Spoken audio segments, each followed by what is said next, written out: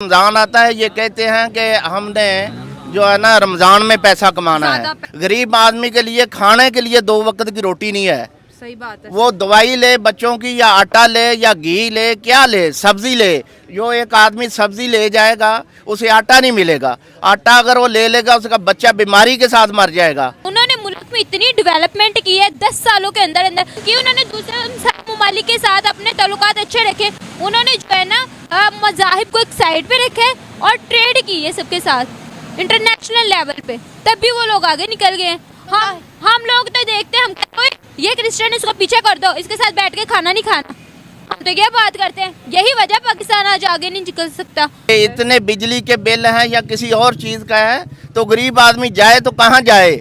या इन्हें यही कहें कि सबको कहें कि फ्री जहर की बोतल देते हैं, सब पी लें, रोज़ा इसी से रखें, इसी से अफ्तार करें। जो बच गया ठीक है, जो ना बचा उसे वैसे दरिया बुर्द कर दें, समुंदर के अंदर दफन कर दें।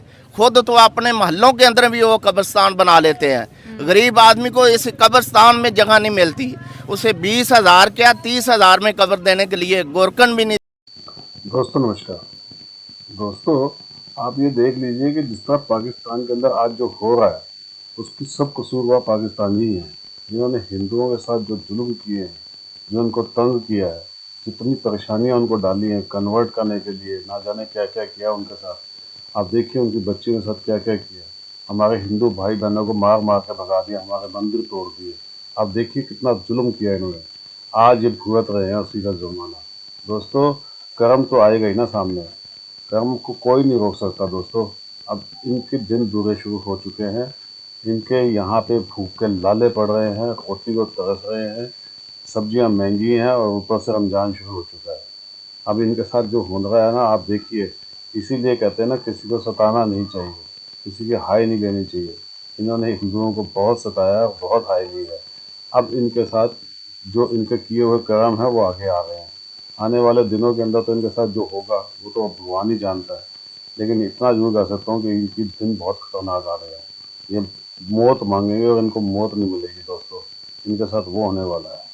इन्होंने इतना तंग किया है हिंदू भाई वालों को। प्याज की बात करेंगे तो इस वक्त पाकिस्तान में प्याज की क्या कीमत चल रही है? पाकिस्तान में इस टाइम प्याज की कीमत जा रही है 300 साढ़े 300। ठीक है। और जो गरीब बंदा है वो तो लेके नहीं जा रहा, वो हाँ। यही उनकी यही कोशिश होती है छोटे से छोटा प्याज ले लें हम 250 में या 200 में। ठीक है, तो जब इंडिया से पहले ट्रांसपोर्ट होती थी इन्होंने बंद की है, ये बहुत गलत की है। ठीक है। मेडिसिन वगैरह इन्होंने बंद की है, दुबई से कर रहे हैं। ठीक है, इससे हमारा कोई फ़ायदा नहीं हो रहा। हाँ। इनको चाहिए ये काम करें हमारे लिए, हमारे जो जिससे हमारा फ़ायदा है वो काम करें। आपने कहा कि इंडिया की मेडिसिन दुबई आती है, दुबई से पाकिस्तान आती है, इससे आवाम को जी बहुत नुकसान हो रहा है, चीज महंगी है। इंडिया का जब प्याज पाकिस्तान में आता था उस वक्त क्या कीमत होती थी? जब 2013 में या 14 में आता था तब यहाँ पे मिलता था 30 रुपये 40 रुपये प्याज 1 किलो। ठीक है, अब उसी प्याज की कीमत हो चुकी है 350 रुपये।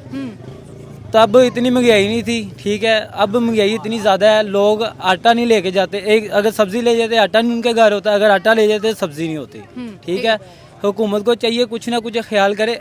अगर इंडिया से डायरेक्ट दुबई जा रही है, इंडिया से इधर क्यों नहीं आ सकती? ये बहुत बड़ा सवाल है। ये आपने बड़ा ये कैमरे में मैं बात करूंगी कि देखें इनकी बात कितनी अच्छी है कि इंडिया से दुबई आता है और वही चीज़ फिर पाकिस्तान खरीदता है, लेकिन डायरेक्ट क्यों नहीं आता? यही तो हमारा अपने हुक्मरानों से सवाल है। सास है उनका मजहब, इंडिया में सास है। हाँ। उनके उनमें फिर भी सास है, हमारा मजहब नहीं है, फिर भी वो सास करते हैं। हाँ। ये हमारे यहूदी हैं, वो हम तो उनको कहते हैं यहूदी, हम गुनाहगार होते हैं, ये है यहूदी हमारे जो हुक्मरान इस टाइम बैठे हुए हैं, जो कि कीमतें आसमानों से बातें करी है। एक आम आदमी जिसकी 20,000 25,000 तनख्वाह है, मेरा नहीं ख्याल कि ये आलू खरीद पाएगा या 350 रुपए का प्याज खरीदेगा, 200 रुपए के टमाटर खरीदेंगे। इसी अवाम का कसूर है जो बार बार चोरों को आजमाती है। अच्छा। ये है कितनी दफ़ा इन्होंने इस मुल्क पर हुकूमत किया सही बात है। इन्होंने कुछ अवाम का सोचा है, कुछ नहीं सोचा। इसी अवाम ने दोबारा इन चोरों को अपने ऊपर मुसल्लत किया है। अब अवाम सारी रो रही है।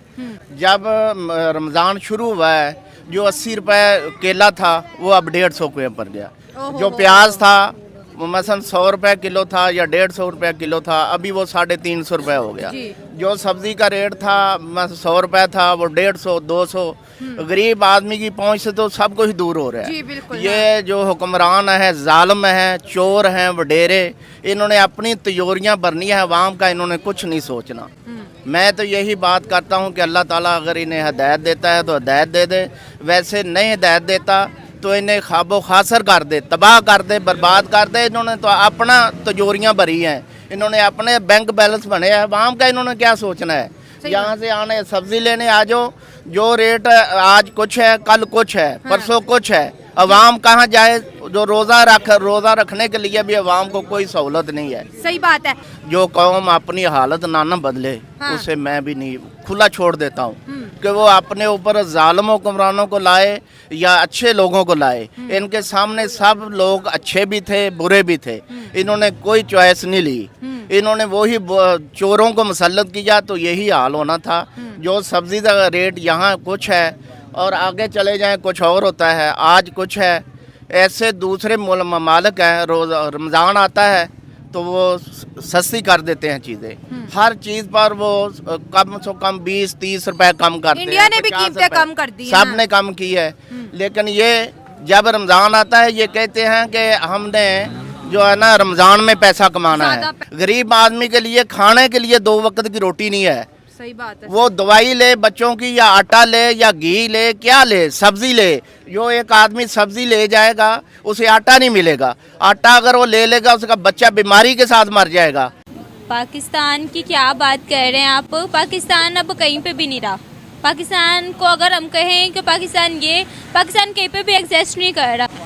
अगर हम यहाँ पे बात करें पाकिस्तान की जो नई सीएम है मरियम नवाज, वो भी तो एक खतून है, लेकिन मुझे नहीं लगता अभी तक सिर्फ वो सूखा बता रही हैं कि पाकिस्तान का ये कर वो कर, तो पाकिस्तान के लिए कुछ करेंगी ना ही उन्होंने कुछ करना। वो सिर्फ सूखा बता सकती हैं, बातें बना सकती हैं और कुछ भी नहीं चाहते कि दूसरे प्राइम मिनिस्टर से बातें बनाए। ये चीज़ पे हम जो है ना इतना वो नहीं कर सकते, डिटेल्स हम नहीं बता सकते कि कौन मेरिट से ऊपर आता है। ये हमारी लक पे भी डिपेंड करता है कि हमारी लक क्या है। हम अपनी लक की वजह से भी आगे आ जाते हैं सम टाइम हम जो है डंडी मार के भी आगे आते हैं, लेकिन पाकिस्तान हमेशा डंडी मारता है। औरतें क्या मर्द दोनों, उनकी औरतें कितना क्वालिफाइड हैं। हाँ बहुत क्वालिफाइड है। वो लोग फोकस करते हैं, ऐਵੇਂ थोड़ी कोई मुल्क आगे आ जाता है। उन लोगों ने उसके लिए मेहनत की है। नरेंद्र मोदी साहब के 2 टर्नआउट पूरे हो चुके हैं, वो 3रा टर्नआउट भी उन्हीं का है। आपको कैसे पता? मुझे पता है ना, देखे ना उन्होंने मुल्क में इतनी डेवलपमेंट की है 10 सालों के अंदर कि उन्होंने दूसरे ममालिक के साथ अपने ताल्लुकात अच्छे रखे। उन्होंने जो है ना मज़ाहिब को एक साइड पे रखे और ट्रेड की है सबके साथ इंटरनेशनल लेवल पे, तब भी वो लोग आगे निकल गए। हम लोग तो देखते हैं, हम कहते ये क्रिश्चियन इसको पीछे कर दो, इसके साथ बैठ के खाना नहीं खाना। हम तो ये बात करते हैं, यही वजह पाकिस्तान आज आगे नहीं निकल सकता।